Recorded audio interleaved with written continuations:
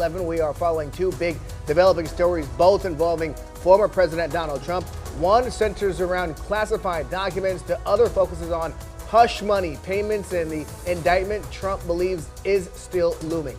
Hey, good evening to you, and thank you for joining us. I'm Shane Wright. And I'm Tiffany Kenny. Sources now tell ABC News that special prosecutors have evidence Mr. Trump may have broken the law by allegedly knowingly misleading his own lawyers about classified documents found after his time in office. This all comes as the former president is preparing for a possible indictment surrounding hush money payments made during the 2016 presidential campaign. While former President Trump claimed he would be arrested today, the grand jury in New York will reconvene tomorrow. Ari Height joins us live from the Palm Beach International Airport after speaking to a former Justice Department trial attorney on what has to happen to reach an indictment. Ari?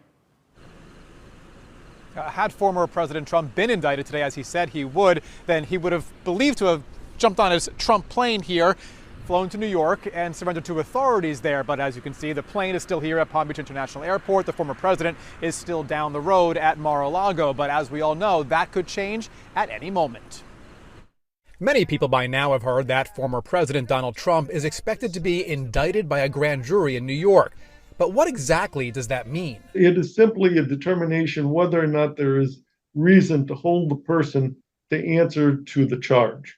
Richard Serafini is a criminal defense lawyer in South Florida and a former trial attorney with the Department of Justice. He says in New York, felony charges must come from a grand jury. That's a group of 23 people who hear details of the case. They hear evidence from the prosecutors, and they determine whether or not there is probable cause to charge an individual with a crime. During a grand jury proceeding, there is no judge, nobody there to represent the defendant, in this case, Donald Trump. Because of that, prosecutors almost always win. Ultimately, it is the jury, the grand jury makes a determination.